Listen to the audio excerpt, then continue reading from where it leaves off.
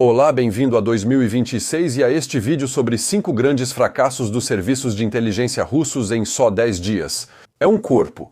Primeiro, a incapacidade deles de impedir operações em seu território e de se organizar corretamente. Uma operação de bandeira falsa na qual eles queriam acusar a Ucrânia, mas no final, eles se tornam motivo de chacota no mundo todo e ainda caíram na própria armadilha. Por uma contra-operação que foi organizada pelo Serviço de Inteligência Militar Ucraniano, o GUR. Vamos começar em 20 de dezembro, quando o GUR ucraniano reivindica uma sabotagem contra aviões de combate russos na base aérea de Lipetsk, localizada a centenas de quilômetros da linha de frente.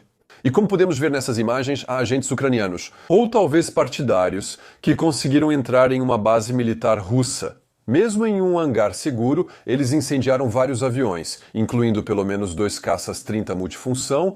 Não é a primeira vez. Já ocorreram operações em que não foram usados bombardeios de longa distância para destruir infraestruturas. Houve sabotagens organizadas, por exemplo, contra aviões ou helicópteros militares. Em bases como esta, explosivos foram postos em vários Kamov-52. Também houve a destruição de pontes e de ferrovias, como aqui em Briansk, e até mesmo danos dentro de navios militares, como na sala de transmissões do lançador de mísseis Selpukov, então no porto de Kaliningrado. Já estamos acostumados, mas depois de um tempo, achamos que eles deveriam proteger suas infraestruturas. Ainda não fazem isso.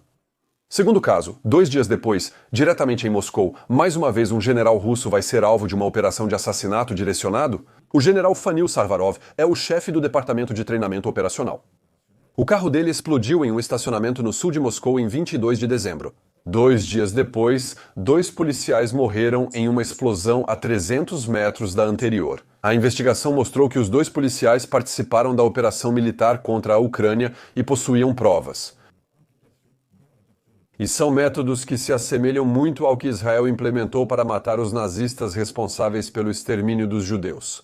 Durante décadas, o Estado de Israel organizou assassinatos seletivos. O terceiro caso é o anúncio russo de que a Ucrânia enviou 91 drones para atacar um dos palácios de Vladimir Putin na Rússia, tentando assassiná-lo na noite de 28 para 29 de dezembro. Por isso, eles duvidam das negociações de paz entre Ucrânia, Rússia e Donald Trump. Obviamente, então, o problema é que os moradores da região dizem nas redes sociais que não ouviram nenhum disparo da defesa aérea na área. Depois, a Rússia se contradiz ao descrever o ataque, já que, em um primeiro momento, eles falam sobre drones que são enviados para todo o território russo. Depois, todos esses drones teriam sido enviados apenas contra a residência de Vladimir Putin. E, além disso, o mais claro é que não há o menor dano para mostrar. Hoje, a defesa aérea russa é incapaz de proteger até seus locais militares mais sensíveis, contra bem menos drones ucranianos que atingem diariamente infraestruturas militares, petrolíferas, fábricas e refinarias. Então tudo isso já faz com que as coisas não sejam muito críveis. E o pior é que, internacionalmente, as autoridades e os americanos, etc., pedem provas. A Rússia persiste e afirma que não precisa apresentar provas e que é preciso acreditar na palavra deles. No fim, isso não convence. Eles mostram apenas um destroço de um pequeno drone Shaklun 5 que, segundo os próprios russos, só transporta 6 quilos de explosivos, insuficiente para atacar um prédio. O mais interessante é o oficial russo mostrando os poucos componentes eletrônicos recém-recuperados do drone. E ele afirma que esses componentes já foram analisados, sendo que ele acabou de recuperá-los do chão. E que eles sabem, então, que a missão do drone era realmente atingir o palácio de Putin. E eles perceberam isso como se estalassem os dedos na neve. É claramente ridículo, ainda mais porque a CIA negará oficialmente esse ataque. Porque conseguem rastrear as explosões. Os Estados Unidos e outros países com dissuasão nuclear conseguem detectar explosões no solo.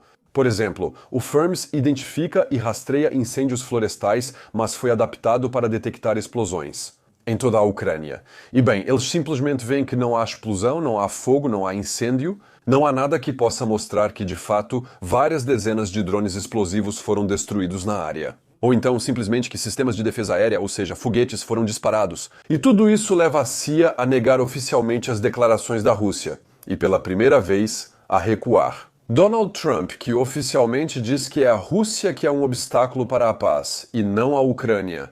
É a primeira vez que ele diz isso, pois antes tentava pressionar a Ucrânia a ceder às exigências russas. Então, isso pode ser essa mentira russa fracassada e potencialmente uma reviravolta estratégica. Por isso, os russos tentam se recuperar. Eles estão entregando pedaços de destroços de drones que recuperaram, fingindo que isso é uma prova para que os americanos possam analisá-los. Mas ninguém, obviamente, se deixa enganar por essa situação. O quinto e mais recente caso, talvez o mais interessante, envolve Denis Kapustin.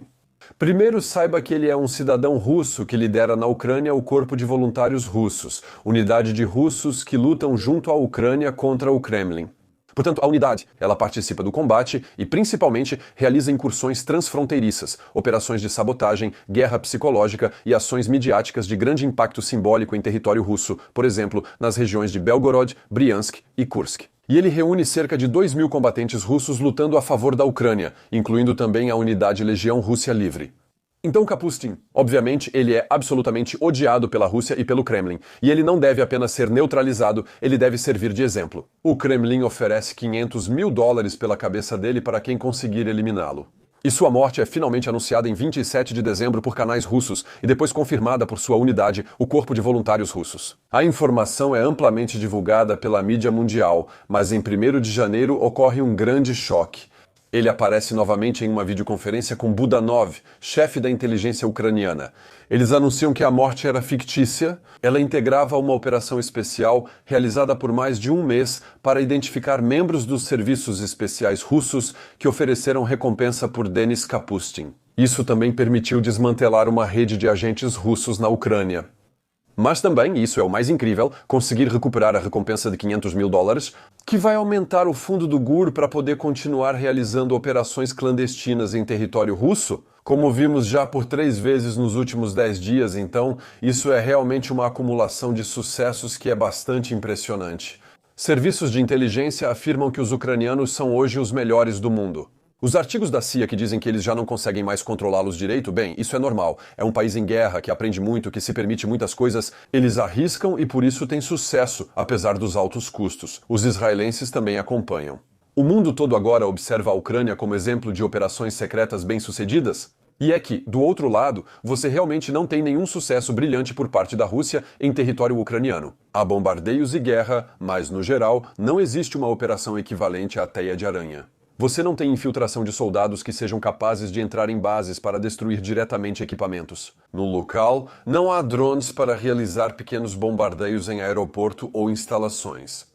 Tudo é feito a uma distância muito longa e isso também prova que a população ucraniana está muito atenta a esse tipo de desvio.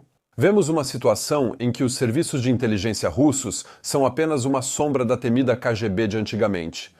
Com um detalhe, porém, em nosso território europeu, não temos a resiliência e a maturidade para enxergar o que está acontecendo.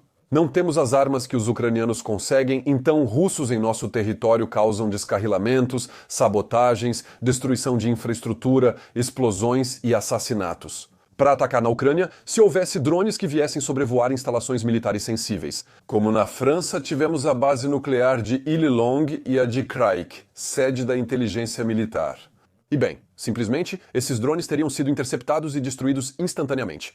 E nós não somos capazes disso, então realmente precisamos nos fortalecer também desse lado. Pronto, esse foi um vídeo bem curto, espero que vocês tenham gostado. Acho que valia comentar rapidamente sobre essas operações, já que pouco se fala disso. Mas na verdade, isso ainda tem um efeito global sobre a Rússia, que é importante, sobre o moral deles, sobre a capacidade deles. Também é importante ver que eles não são apoiados pela própria população, que não tomam cuidado suficiente, que o território deles é muito grande e mal defendido. Mas isso não é realmente uma novidade. É isso, espero que vocês tenham gostado e até muito em breve.